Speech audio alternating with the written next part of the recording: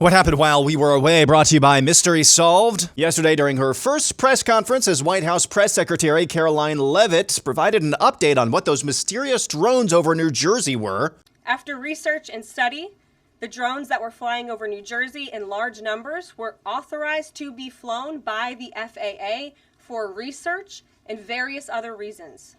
Many of these drones were also hobbyists, recreational, and private individuals that enjoy flying drones. In time, it got worse due to curiosity.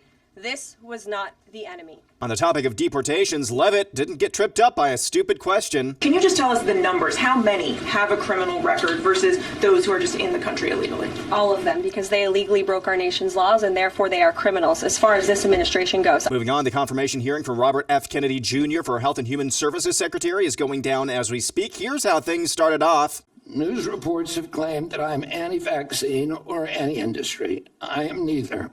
I am pro-safety.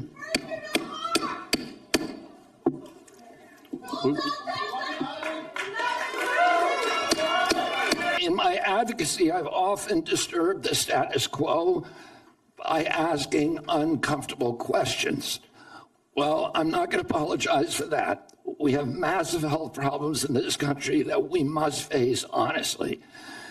And the first thing I've done every morning for the past 20 years is to get on my knees and pray to God that he would put me in a position to end the chronic disease epidemic and to help America's children. President Trump added to the flurry of executive orders Tuesday, issuing restrictions on meatball surgery and chemical castration for minors. In a post on Truth Social, Donald Trump said, quote, "Today it was my great honor to sign an executive order banning the chemical castration and medical mutilation," those are his words, "of innocent children in the United States of America. Our nation will no longer fund, sponsor, promote, assist, or support so-called gender-affirming care."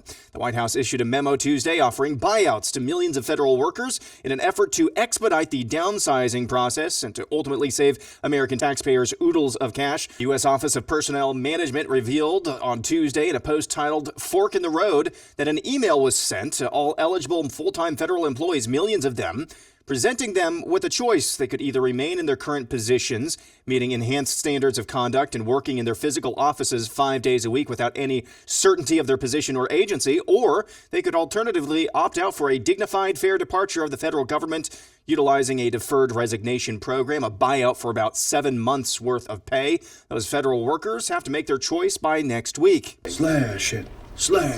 Wall Street Journal confirmed it was Republican Senator Thom Tillis of North Carolina who was behind the last-minute smear job on now Secretary of Defense Pete Hegseth. Tillis allegedly assured Hegseth's former sister-in-law her testimony could convince GOP senators to vote no on Hegseth. That, as we know, did not work, but we do now know, or at least have further confirmation, that Thom Tillis is a snake.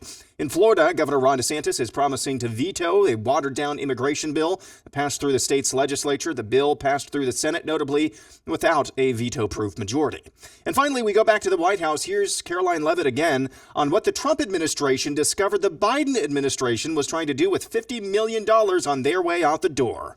Doge and OMB also found that there was about to be 50 million taxpayer dollars that went out the door to fund condoms in Gaza. That is a preposterous waste of taxpayer money. Condoms for Gaza sounds like the name of a ska band, and that's what happened while we were away.